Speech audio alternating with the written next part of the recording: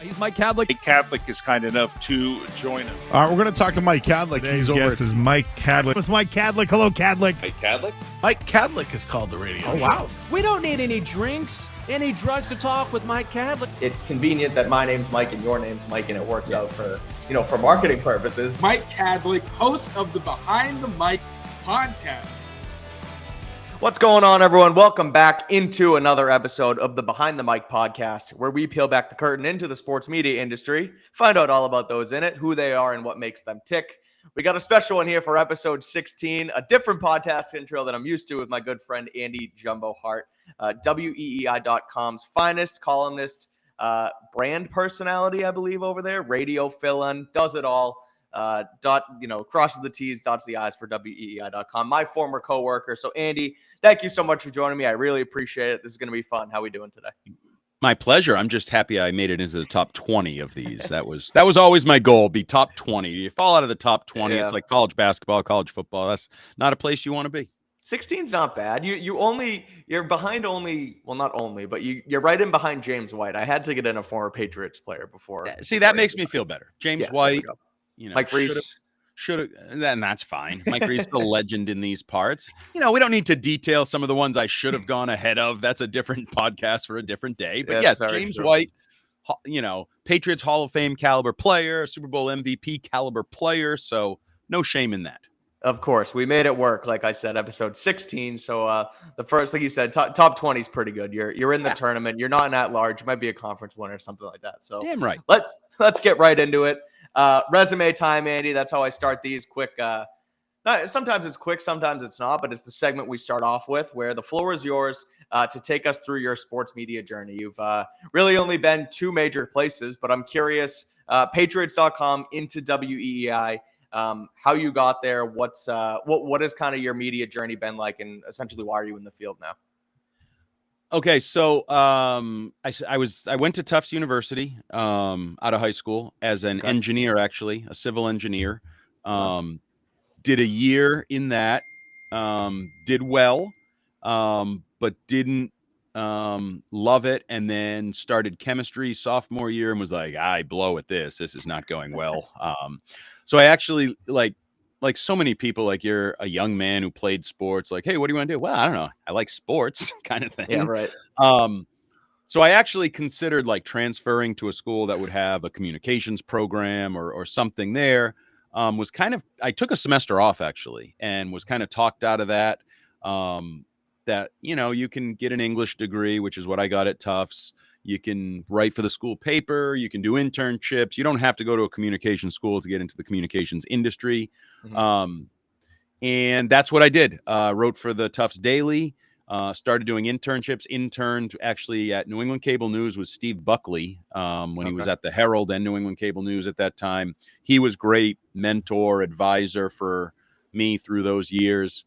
And then when I was done at Tufts, I sort of sent a cold letter to a bunch of places as I was trying to find different things. Mm-hmm. And Dan Kraft, who was a Tufts alumni and one of the sons, Robert Kraft's sons, responded to me in like a day, called my cell phone or my regular phone at the time. I don't remember what it was, but was there cell phones back then? I definitely had a cell phone, but I don't know if he called my cell phone. But anyway, he called me and I immediately, he was like, what do you want to do? And I was like, heck, great question. Not real sure.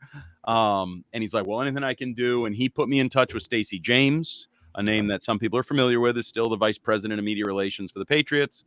So I did internship there in the fall of 2000, I believe. And then that rolled into a GA job, like a full year graduate assistant job in 2001. Was that in PR too?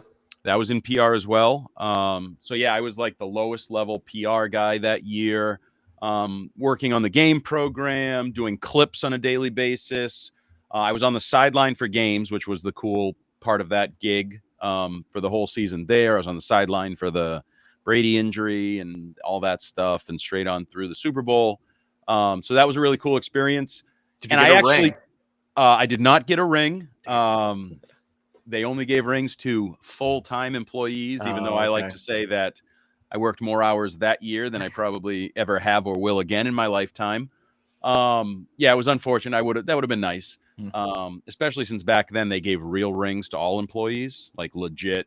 You got the same basic ring as with diamonds, and Right. after that they started giving employee rings, which were not the same as the player rings. Yeah. So I have some of those, but at the end of that, like I thought I was tracking toward a full-time job in PR. At that point, I had even done like leading up to the draft the following year in 2002, I had done like this special project for Andy Wazenchuk, who was there, like running their personnel, sort of their finances at the time. And I was like, if they're giving me special projects and like the draft of the next year, I feel like they're planning on keeping me around. And they were like, yeah, and when you're done with that, you can just leave because you were done with you. And I was like, oh, okay. Nice. But that actually led to Stacy recommended me to Fred Kirsch, who was running Patriots Football Weekly and Patriots.com at the time. He still runs Patriots.com. And he hired me to be like their low-level staff writer, beat writer for Patriots.com, working with Paul Perillo and Brian Morey and those guys. And that started, so that was 2002, the summer of 2002. And I stayed through the summer of 2019, June of 2019, I left. So 17 years ish. It was a great experience. I mean, I was able to obviously cover a dynasty and do things that I think benefited my development in terms of they had the online radio show / podcast the whole time, doing that 2 to 3 days a week, 2 hours a day. Those are reps that, those are invaluable in terms of my development, speaking and having opinions and screwing around and all that. Writing every day for the website, writing for the newspaper, getting that, they had a TV show, Patriots Football Weekly TV, that I got to do videos for the website. What station was TV on? So that was always, it bounced around. Okay. It was channel 56 in Boston early on. Then it might have been on like, one of the like, what's the fifth quarter on now? The WBZ, CBS, WBZ, channel 4. Yeah, but like the secondary channel for them. TV 38, maybe. Yeah, like TV 38.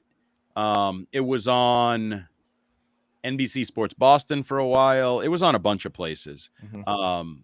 But that led to sort of in that era starting to get some of the other opportunities, just regular TV opportunities, or started doing EEI, fill-in shifts. I think the first show I ever did was probably Ted Sarandis, so I'm not even sure you've ever heard of, was there. I know the name, host. Yeah. He was like an old school nighttime radio solo show host, and I did that a little bit, and then that led to fill-in shifts in the afternoon with, Dale Arnold was always very good to me and welcomed me to fill in with it, regardless of whoever he was hosting with. I did. So I along the way there, I did morning shows, midday shows, afternoon shows, and night shows on EEI. And then eventually that led to the opportunity to go there full time. So I want to get into the, reasons, not necessarily reasons why, but like the shift from Patriots.com to WEEI. But first, I'm curious about your work with the Patriots, Patriots.com, because you worked there for so long. You met so many people. Again, I feel like it's different. And I talk a little bit with Evan Lazar now, who works there and used to work at CLNS, where, I was an intern and now I work there. And so like, was it a challenge reporting on the team and covering the team as an employee? Because like, yeah. And Evan said it and everyone said it. You joke and Perillo jokes about sunshine.com and you got to be nice about the team and things like that. But like, I don't know. Do you have any stories? Was there ever like, something that bubbled up that you weren't supposed to say or shouldn't have said? Or were you kind of given carte blanche to do whatever you want? Like how different is that compared to what you do at EEI now, I guess is the question. So I actually don't think it's terribly different. It is a little, there's definitely because what I think almost all media outlets now are in bed with teams. It's just, it's like a contraction. This was different where my boss was, up the ladder a few rungs, Robert Kraft, just like Bill Belichick's boss was Robert Kraft and Scott Pioli's boss was Robert Kraft. So, it's not quite that tie-in, but I liken it to, I know for a fact that Ken Laird and our bosses at WEEI, hear from the Red Sox or hear from the Right. Patriots when hosts say things they don't like, so or at the other station too, not just us. Like Right. I know Mike Felger hears from Stacey James and the Patriots, or Jonathan Kraft can get mad and but the difference obviously is you're in the same building. Right. And I will say over the years, I was led to believe the person who was most sensitive to it was actually Scott Pioli. Interesting. We had more problems or would hear things from Scott Pioli than I think anybody else. Bears Najarian, who was Bill's guy, you would hear from him. Don't get me wrong. Did you watch Bears on Games with Names? I did. Pretty And good. I actually enjoyed it. Yeah. I actually texted back and forth with him afterwards, and he was like, I have new respect for you guys that are on microphones live for 2, 3, 4 hours. And I told him, I said, you learned the lesson. It's about being comfortable, but not too comfortable. And I do think it was a role reversal. In the old days, he was probably hearing me on the radio, waiting for me to say something stupid and then pounce. Whereas in this podcast, I was hoping he would say something stupid. Like he joked about he had a Mike Vrabel story that he was going to keep to himself. And he when I was texting with him, I said, the Vrabel story, I guess I'll have to wait. And he's like, yeah, that wouldn't have been good if I had told that one or something. So yeah, there were. And it was an interesting situation because we weren't allowed is a strong word, but we weren't in the business of breaking news. Right. Even if we knew the news or if we had, and I always joked that Paul Perillo and I over the years, if you really listen to us on the podcast or in our hits on radio stations and TV, we told you things and we said it. We didn't say a source told me, blah, blah, blah. We would just kind of say it. You infer something or yes. And if you really listened, I think you picked up some things along the way. But I will say, so Jonathan Kraft was always pretty adamant early on, and he was at the forefront of Patriots.com, first team website, the first all-color team newspaper. And the podcasting, he was very aggressive in those ways. And he wanted us to not be house organs. He wanted fans to be able to go to Patriots.com to read or listen and not feel like everything was a propaganda puff piece. Right. And now I don't think Bill Belichick believed the same. There was a little difference, but we worked for the Crafts. We didn't work for Bill. Right. Bill's thing was always keep it with football. If you stick to football, we'll be fine. Right.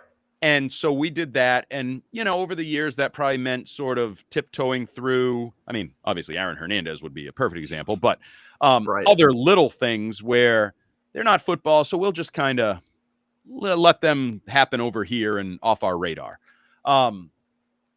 So, I mean, there were times one of my favorite stories that I don't know if I've ever told publicly, really. Okay. So this was in 2003 or 4, somewhere in there. Tyrone Poole was a veteran cornerback they had signed for some damn good money. Mm-hmm. And he was fourth on the depth chart. He wasn't getting any reps. And just in the old days at training camp, they didn't bring guys to the podium. You asked Just for guys. Scrum, right? But yeah, sometimes you would just kind of grab a guy. Hey, you got a minute? So I said to Paul, and I was like, I feel like there's kind of a story there. This guy's kind of a big veteran signing cornerback who's not getting reps. So I just talked to him, and he just unloaded with how unhappy he was. He was pondering retirement. He was wanted out. Yeah. Blah, blah, blah, blah, blah. And so I thought nothing of it because I was still, I guess, naive as to how we handled things. And I still remember, me, I like to screw around with headlines and words. Right. So I went home and wrote pool of discontent, veteran corner, and I just unloaded all the quotes. I actually didn't, it wasn't really an analytical piece. I just basically told his story that he was considering retirement, wanted out. Come to find out, they were pissed. And I didn't know anything about it.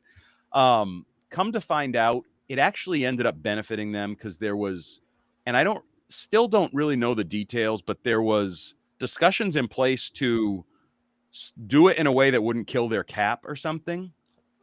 Have him retire, basically? Something. There was something going on. And my story, I guess, kind of blew it up. and he stayed with the team all year and had a great year and was part of you go back and look at highlights. Yeah. AFC title game, I think, against the Titans. He's got like a deep pass defense. He's batting it away so they can go to a Super Bowl. And somewhere along the lines, my boss sent me an email where he was like, hey, we never got a thank you for keeping Tyrone Poole on the roster. Yeah. And I have an email with Jonathan replying, officially, thank you, or whatever, because it helped them win the Super Bowl. But, there were times Pioli was pissed. There were times Bill was pissed. Billy chewed me out in the locker room once in front of everybody. It was nice. Whatever. What was it about? Can you share what that one was about? Talking to other people in the organization, like in football ops, sort of like off the record. And he's like, I'm the one voice in this team. And if you want information, you come to me. You shouldn't be using other people as sources. And I was like, well, technically I haven't used them as sources, Bill. I haven't like reported anything off it. I just use it as knowledge. And he like, I don't think he even heard me talking. He just was rolling and yelling at me. And it was uncomfortable because it was in the middle of the locker room and all the media was huddled around me. It was like everybody's players. Everybody stopped to watch me. And you'll enjoy this part of it. I've told this before. The beauty of me is Bill had just finished a workout, and he like a boxing workout with Moses Cabrera, the trainer, and was like passing me all sweaty, holding his boxing gloves. And I did the snarky, what are you trying to make weight for a fight? Oh my God. And he stopped dead in his tracks. And it was like, oh, you want to be a wise ass? You just triggered me that I want to chew you out. That I hate you right now. Yeah. Yep. And I was like, well, should have kept my mouth shut there. Lesson learned. Oh boy. So yeah, there was that one. There were a few. I mean, there were times on the radio I would say things. There was one time I kind of got like suspended for like 6 months. I wasn't allowed to do radio because it was back in the day. There was some like controversy with Bill and divorce and a mistress. And I don't even know what I said, but just touching the third rail. Yeah. I should not have. That got me in trouble. Yeah, there were times, but in general, I would say like 95% of the time, I gave my opinions. I said what I saw. Like as long as it stuck to like football and analysis of moves in football and that, it was when you kind of trended in a little other direction but it worked, like we had, and I give Fred full credit for this. Like we had a really successful podcast for a long, and they still do, obviously. Always in like the Apple top 150 or whatever. And like he claims, and I don't know if he knows what he's talking about or not, it's the longest running continuous podcast or whatever in the history of the world, basically. Of podcasting. Right? Yeah. Huh. Yeah. So, which again, I don't know if that's real. It's probably got a chance because it's been going on for, it started. Yeah. When did you start it? It was in the 90s. It was already going on when I got there. And it just started, and it just went to Patriots.com. And then obviously when podcasting blew up, it kind of turned into like the Apple, Spotify stuff. Huh. Yeah. I mean, it's changed. It's evolved, the delivery, the whatever, but they've done that every week since the 90s at some point. So it probably is the longest running. Yeah. Okay. So I want to get to, you mentioned Bill. You mentioned him chewing you out in the media, whatever. My guy. Well, this one's timely because it was just announced by Underdog Sports. Bill Belichick will be hosting a podcast of sorts with them called Coach with Bill Belichick. And he's basically going to be, breaking down film and talking about what it's like to be a coach, this, that, and the other thing. So like he's completely delved into the media game now. He's going to be on McAfee. He's going to be on the Manning cast. He's doing Inside the NFL. Yep. He's really sort of done a 180 on his attitude towards the media, I think, anyway. What do you make of it? I'm curious. Like, do you think it's first of all, do you think he's ever going to coach again? Do you think he's going to fall in love with it? Do you think it's at all hypocritical by the way he's talked about the media and now doing this, or is he sometimes misunderstood in that regard? I mean, your take in general on Bill and the media, since you've worked closely with him and are still in the space. So first of all, I expected it. I had somebody tell me years ago that Bill will eventually do the media. He had. Typical of Bill, he had already started kind of asking questions. How can I look, do, speak, blah, blah, blah. Like typical Bill, like preparing for something that was still years and years away. Right. The hypocrisy of it has never really bothered me because I'm so used to it. The players all used to do it. Players used to hate the media, not talk to them, and then they all go right to the media as soon as they're done because they need a paycheck and it's a good job and it's one of the few they're capable of, qualified for. So. And I think people like Patriots so much because everyone's a little bit more tight-lipped and they can kind of spill some secrets, or you think that there's something new that you're going to learn. Right. And I always love when the Teddy Bruschi's or the Rodney Harrisons basically confirm everything we ever said along the way that they were disputing or like trying to deflect back in the day, but now they're like confirming it all. And basically they think like the rest of us in a lot of ways. So the interesting part of your question that I don't know that I have an answer to, and I think is evolving in my own brain, my big old head here, is that I do think he'll coach again. Yeah. I don't know, though. I mean, this has been a topic on our morning show. We don't need to delve into his romantic life, but you'll get in trouble again. Well, and I'm not real comfortable with it on any level. I'm not comfortable seeing it. I'm not comfortable talking about it. It's none of my business, but I don't, whatever. So it is what it is.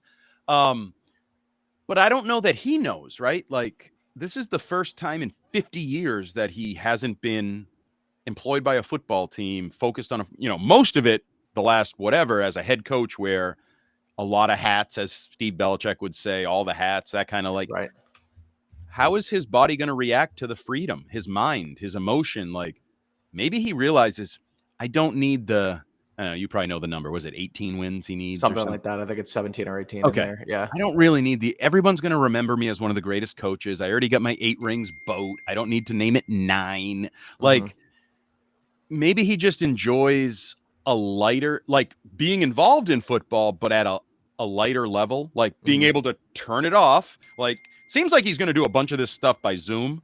Like, if he can just turn off close the laptop, turn off the Zoom and go to dinner on Nantucket on a Thursday night, a Friday night, and then watch games on Sunday. That might be a life that at 72, he realizes I kind of McAfee, I'm pretty sure McAfee is Monday Night Football is Monday, inside the NFL is Tuesday, and then he's probably going to be done. Right. So and that's a good point.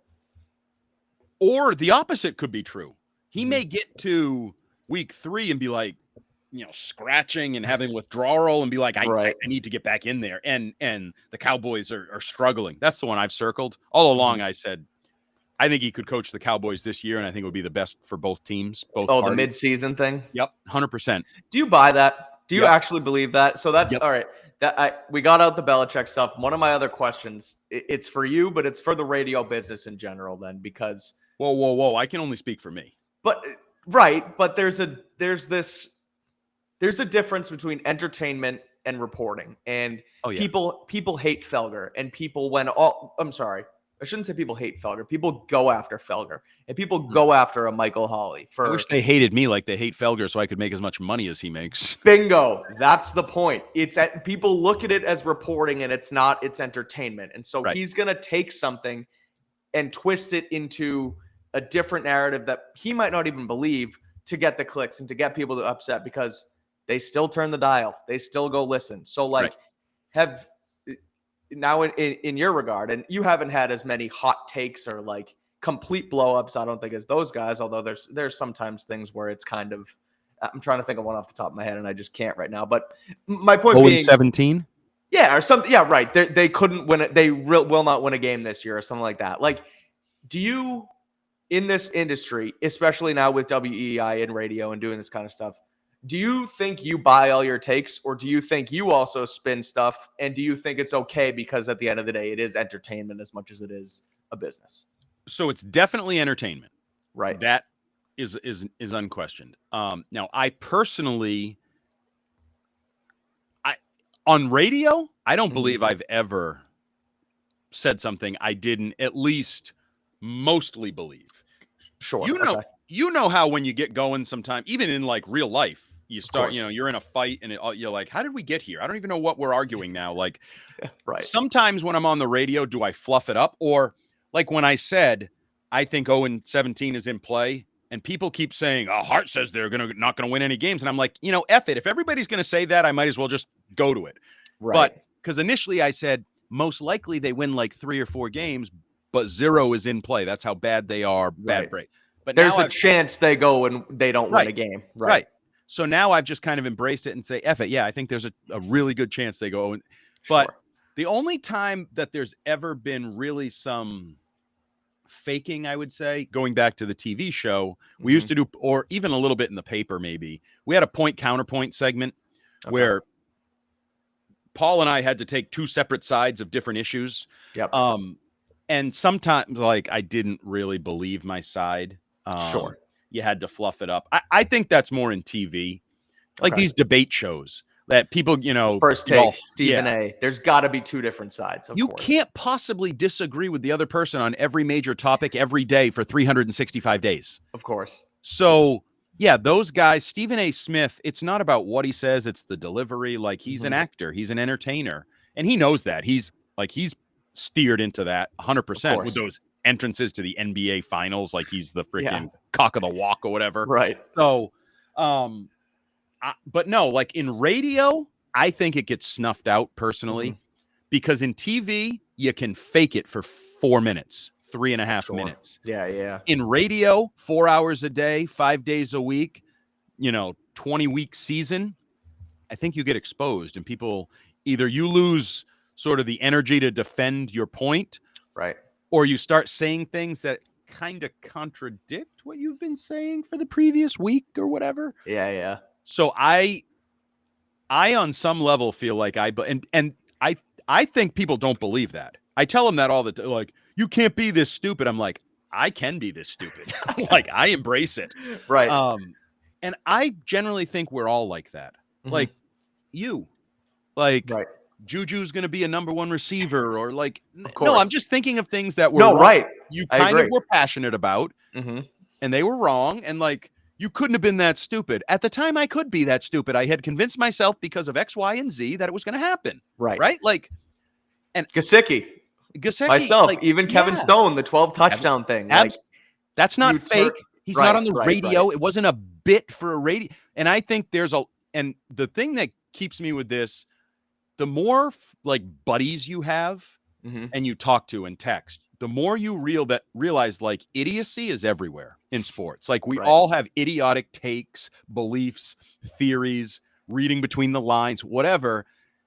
And that's why I think when you have them, you like, don't be afraid to share them. We all have weird, it's almost like we're not in this world yet, but like fetishes or whatever. You like, wait, that guy likes what? Or that person like, and then you realize like everybody's got a little weirdness to them, like whether it's porn or feet or whatever. Right. So I think we are better off. And this is where I push back and, against you people and the pissy fans out there. Like, I think we should normalize opinions. Like, you can actually have opinions, because it's boring if you say, yes, we should wait till the season's over and then figure out if Drake May was good or bad and talk about it. Like, okay, no, that's boring. I like sports that are daily and fluid and energetic. And I like calling people out on their bad takes.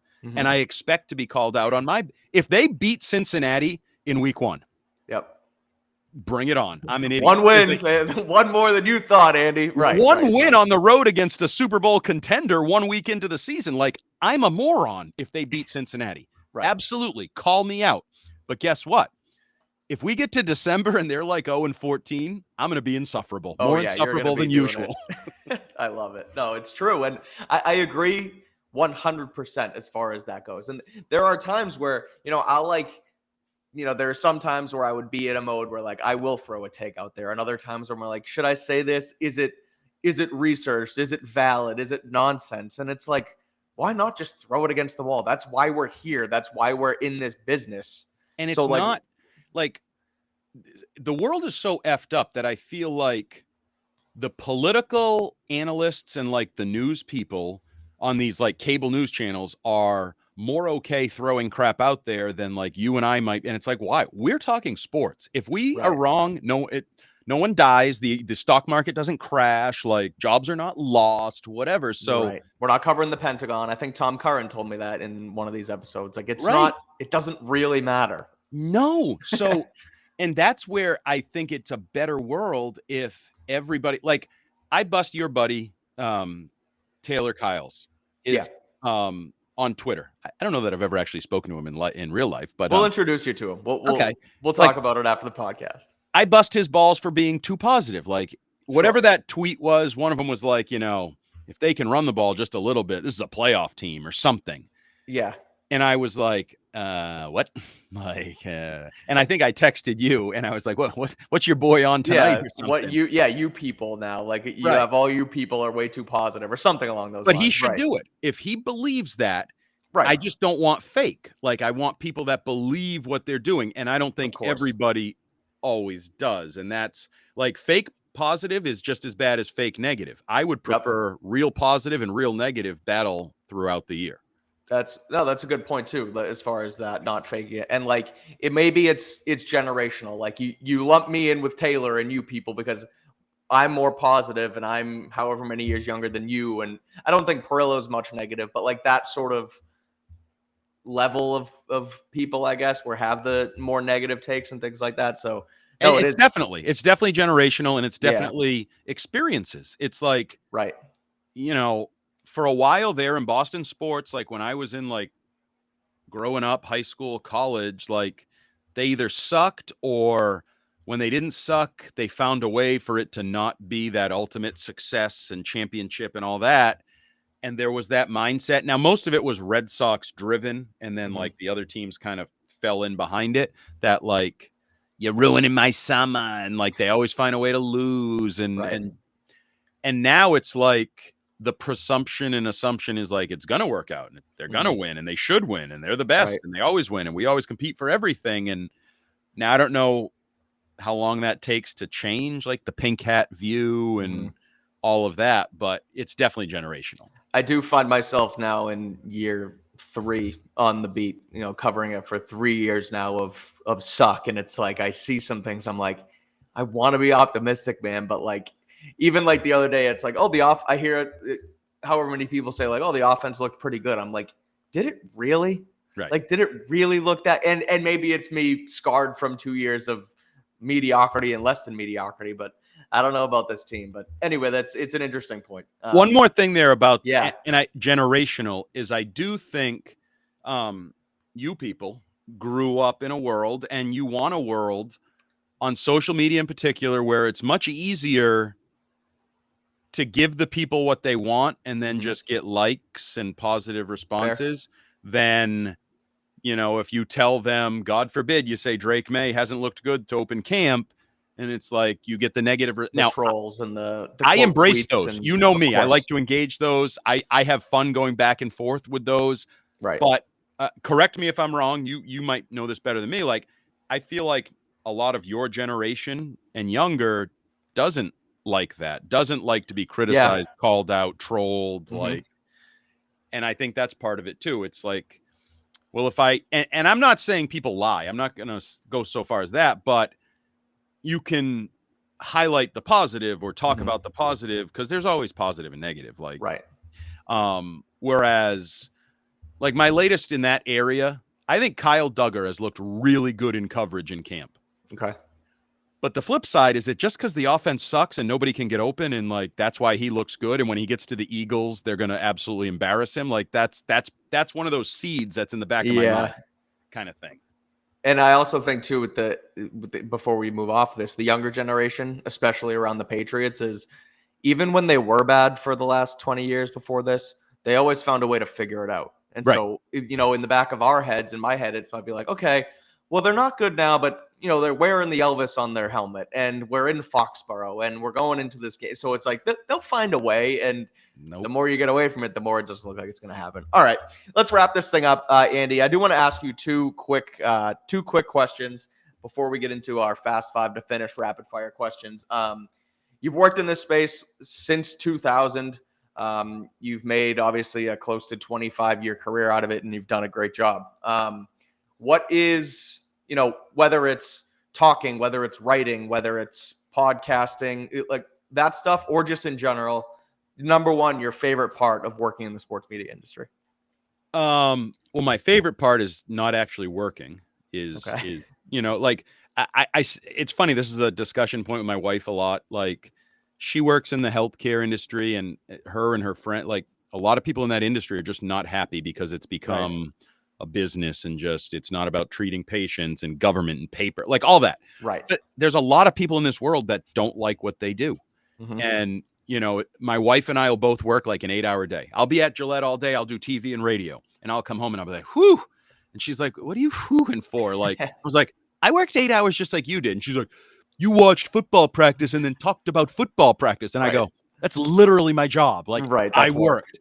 And she's like, but it's different. And I'm like, it is, but it isn't. Like, that's my job. I just happen to have lucked into, in my opinion, a job that I love. And that would be like, I don't get up dreading. I think Bears Nigerian said that in his podcast. He didn't drive into Gillette one day and dread going into the building.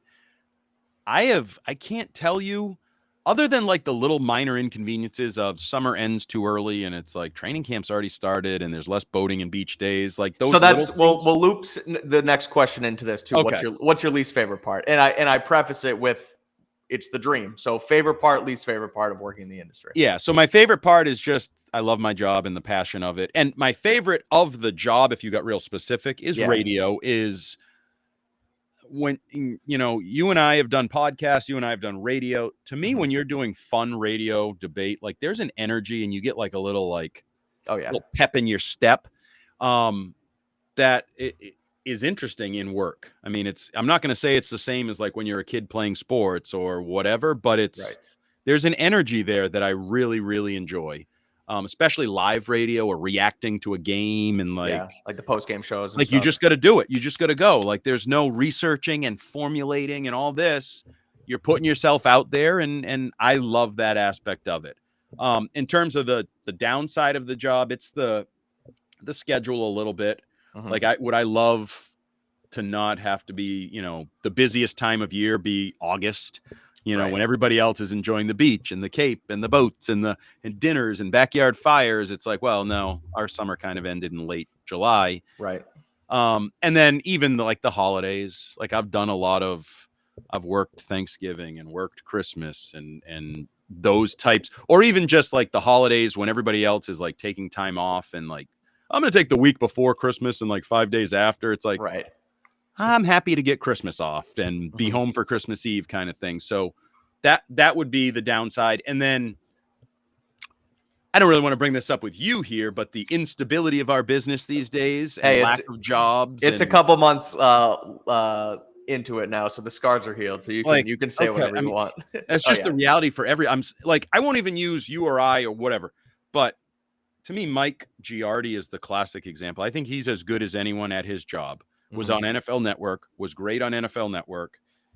And then, because NFL Network wasn't making the owners enough billions or whatever, they cut back and he's scrambling. And, I think there's 1 million people in this town of Boston that say Mike Giardi's really good, but, he probably wants too much money, or I wish we had a spot for him. We can't create a spot. Like, if Mike Giardi if there's no place for him, then this business is effed up. Right. Yeah, I'm with you. I agree. And that's the shitty part of it, obviously, and having gone through it myself and like that kind of stuff. It's like, I guess we can use me for example. Like, okay, you're there every day and there's got to be a way to get you in. And it's like, sometimes it's just kind of going to be a waiting game. And so, that's what it is. So, and it's competitive, right? And it's a new era of finances and I know all of that. Business is a big part of this.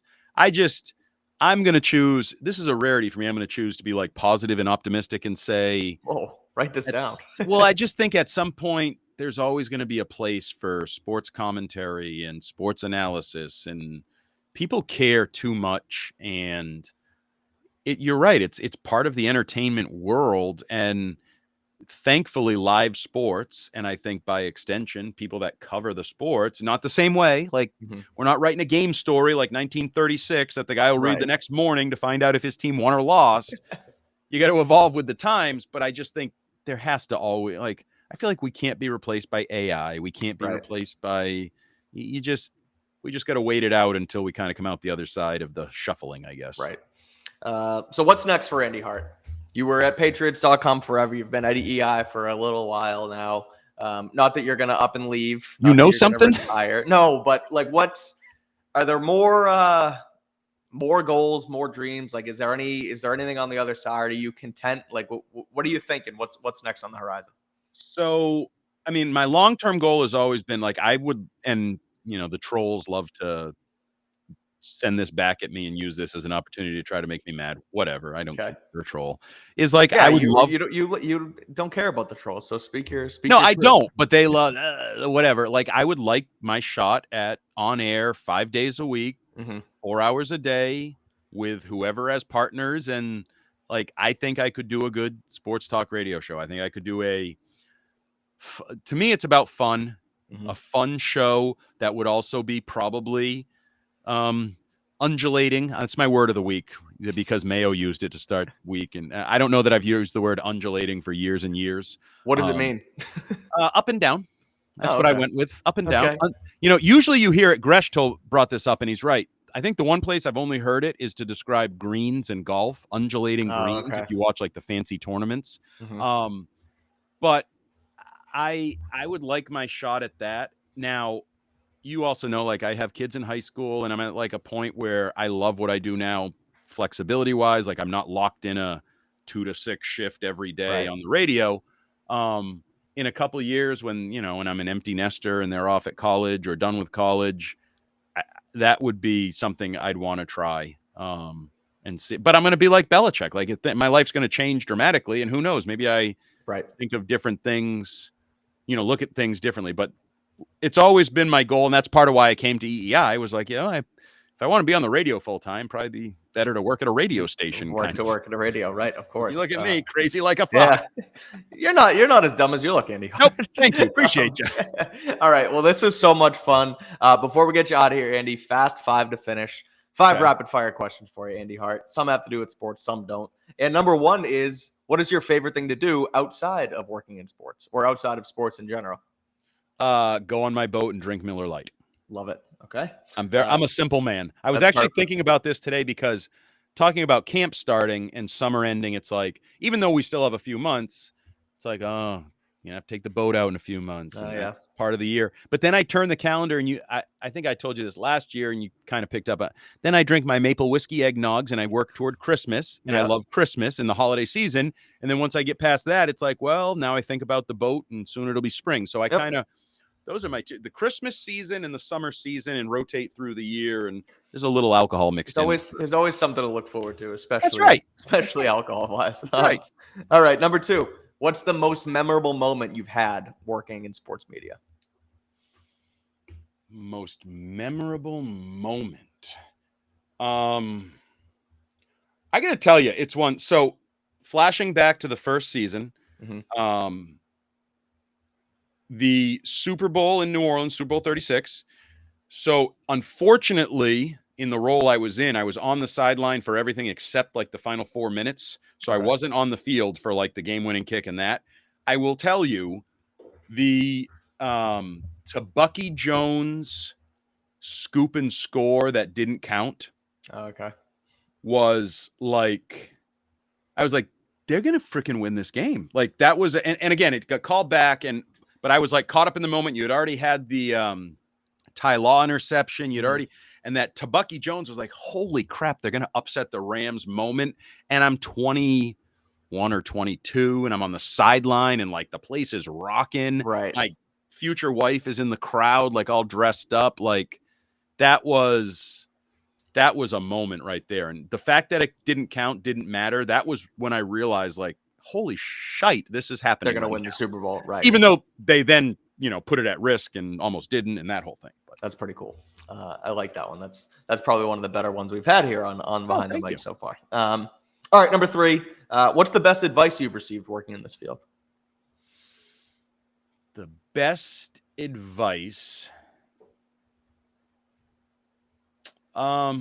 probably. And a lot of people have told, like, just be yourself. Like, this gets back into what we were talking about. Like, it's kind of like with coaches, too. Oh, Matt Patricia, don't try to be Belichick. Be Matt Patricia. Josh McDaniels, don't be Belichick. Be Matt. Like, Andy Hart. And even though people are going to accuse, hey, you want to be Felga? Why don't you go poor man Felga? Like, I don't want to be Felger. There's a lot about Right. Felger I don't like. In fact, what I would like is his paycheck. Right. Just be like, I can't be Mike Reese. I couldn't fake it that way. I can't be you. I can't be Evan Lazar. I just have to be me. Sometimes that's going to be over the top positive, like when I'm talking James Devlin and Gronk or whatever. And sometimes it's going to be over the top negative when I'm saying they could go 0-17. But I think that's part of why I enjoy it so much, is like, I found a career where I can just be myself and be up and down and snarky and serious. So just be yourself and hopefully it works out. Love it. Number 4, what would you be doing if you weren't working in sports media? Oh God. Well, see, a funny story is I almost got out of it. I was not overly happy for a little while early on at Patriots.com, not making a ton of money, long schedule, like didn't love everybody I worked with, just various issues. Yeah. And I got certified as an English teacher in Massachusetts and actually took a job and then kind of had a mental breakdown, freaked out, and told them I've made a terrible mistake and I can't take this job anymore. Interesting. And then Fred actually took me back to the paper and it worked out. But so you left too. You were gone. And oh wow. Okay. Oh yeah. Yeah. It was like, I don't know when it was, 04, 05, somewhere in there. And so I would probably be teaching and coaching. Okay. I think that would probably be the fallback plan. I mean, I always joke now about Hart and Son landscaping, and the son's not all that interested, so it would just be me with a lawnmower. There you go. Yeah. So. Yeah. Jackson's just like riding in the back or something. Right. Yeah. No, he's just flexing and tanning while I'm mowing lawns. Oh man, that's good. All right, here's number 5. This one's gonna be your favorite one, I think. Andy Hart, what's your favorite pizza topping? Buffalo chicken. It is Okay. not pickles, because I've never really tried pickles. I had it cold in the WEEI kitchen leftover, and I don't feel like that was the right, like I didn't give it its full opportunity to shine. Okay. I had buffalo chicken pizza last night. A good buffalo chicken pizza is Phenomenal. So good. So good. And I don't know does that count? Like, oh yeah, because I know that's like in a lot of places that's like a separate like the specialty pizzas. No, that counts. Buffalo chicken. That they charge you more, and it's like an up Yeah. thing. But when you get good buffalo chicken pizza, Riccardi's in Dartmouth, Massachusetts is my favorite thin crust buffalo chicken pizza, and you write that down. Dunk it in a little blue cheese as you eat it. Love it. Throw in a Miller Lite and a boat, and you got a night right there. I was just gonna say there is a boat night with Miller Lights, buffalo chicken pizza, and pickle pizza in our future somewhere down the harbor. Absolutely, Sure. absolutely. Look forward to it. Awesome. Well, Andy, this was a blast. Thank you so much for doing this. I really appreciate it. Thanks for being guest number 16 on the Behind the Mic podcast. It's my pleasure. As I said, after James White, there's no shame in that. Love it. This was fun. If you haven't already, make sure to rate, review, and subscribe to the Behind the Mic podcast. Follow us on social at Behind Mic Pod, and stay tuned. We'll have another guest coming up soon for episode 17. Thanks again for Andy Hart for joining me here on the Behind the Mic podcast. Talk to you soon. See you.